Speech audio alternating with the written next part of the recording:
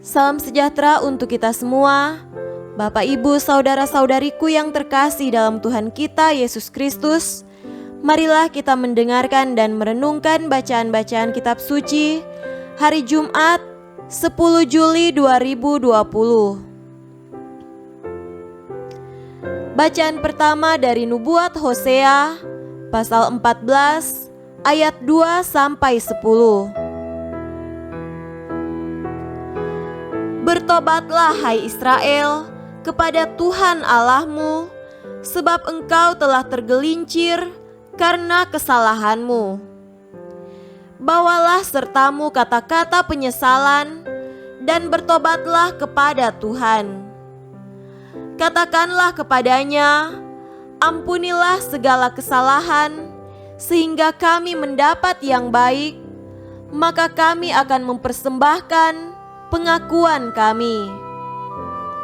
Asyur tidak dapat menyelamatkan kami. Kami tidak mau mengendarai kuda, dan kami tidak akan berkata lagi, "Ya Allah kami," kepada buatan tangan kami. Karena Engkau menyayangi anak yatim, Aku akan memulihkan mereka dari penyelewengan. Aku akan mengasihi mereka dengan sukarela, sebab murkaku telah surut daripada mereka. Aku akan seperti embun bagi Israel, maka ia akan berbunga seperti bunga bakung dan akan menjulurkan akar-akarnya seperti pohon hawar. Ranting-rantingnya akan merambak, semaraknya akan seperti pohon zaitun, dan berbau harum seperti yang di Libanon. Mereka akan kembali dan diam dalam naunganku dan tumbuh seperti gandum. Mereka akan berkembang seperti pohon anggur yang termasyur seperti anggur Libanon. Efraim, apakah lagi sangkut pautku dengan berhala-berhala? Akulah yang menjawab dan memperhatikan engkau. Aku ini seperti pohon sanobar yang menghijau, daripadaku engkau mendapat buah. Siapa yang bijaksana, biarlah ia memahami semuanya ini. Siapa yang paham, biarlah ia mengetahuinya. Sebab jalan-jalan Tuhan adalah lurus, dan orang benar menempuhnya, tetapi pemberontak tergelincir di situ. Demikianlah sabda Tuhan. Syukur kepada Allah.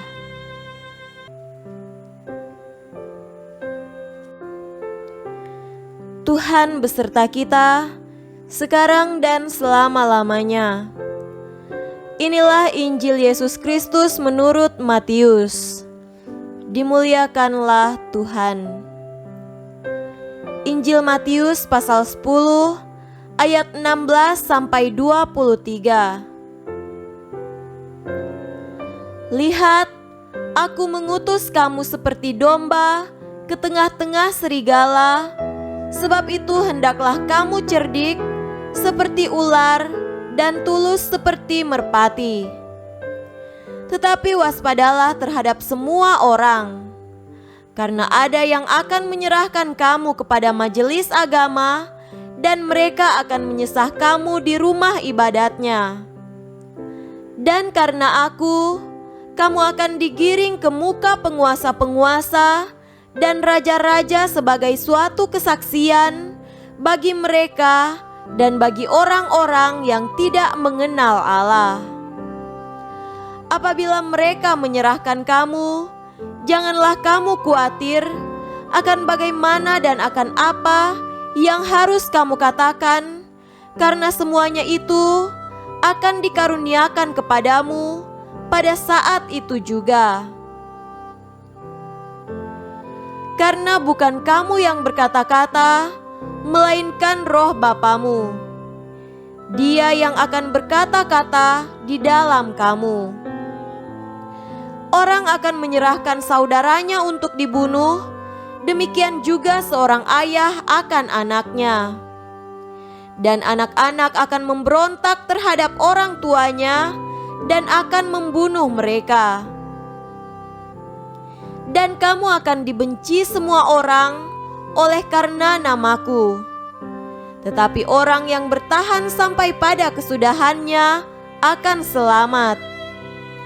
Apabila mereka menganiaya kamu dalam kota yang satu, larilah ke kota yang lain. Karena aku berkata kepadamu, sesungguhnya sebelum kamu selesai mengunjungi kota-kota Israel, Anak Manusia sudah datang. Demikianlah Injil Tuhan. Terpujilah Kristus.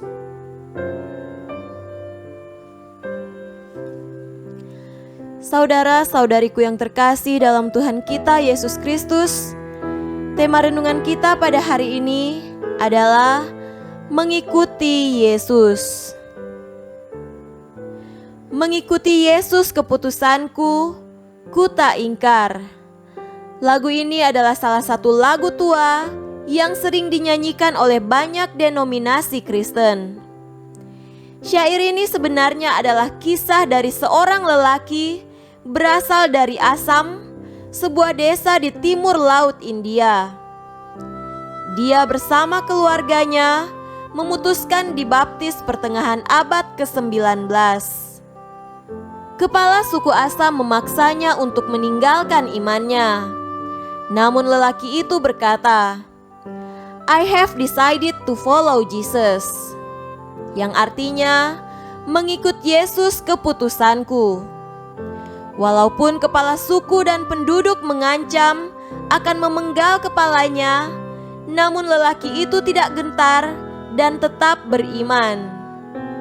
Akhirnya ia dibunuh karena imannya, namun karena kesaksian mereka, seluruh desa itu menjadi percaya kepada Kristus. Saudaraku terkasih, dalam Injil pada hari ini, Yesus bersabda, "Lihat, aku mengutus kalian seperti domba ke tengah-tengah serigala." Artinya, sejak awal menjadi pengikut Yesus bukanlah hal yang mudah, melainkan penuh tantangan. Kerap kali karena iman kepada Yesus, kita justru dibenci dan dianggap sok suci. Namun bukan berarti kesulitan-kesulitan itu tanpa pengharapan. Yesus bersabda, "Dan kamu akan dibenci semua orang oleh karena namaku. Tetapi orang yang bertahan sampai pada kesudahannya akan selamat." Saudara-saudariku yang terkasih dalam Tuhan kita Yesus Kristus, jika pada masa gereja perdana iman Kristen ditantang dengan penganiayaan ragawi, maka pada masa kini ditantang dengan kenikmatan yang sesaat dan kebebasan yang sesat. Kesetiaan dalam keluarga digoda dengan kenikmatan sesaat yang melawan janji pernikahannya. Ketaatan seorang anak kepada orang tua digoda dengan pemberontakan atas nama kebebasan. Banyak orang akan menganggap kita sok suci bila setia dengan janji nikah kita. Ada yang akan menganggap ketinggalan zaman bila Anda menjadi anak yang berbakti kepada orang tua. Namun itulah kesaksian kekristenan pada masa kini.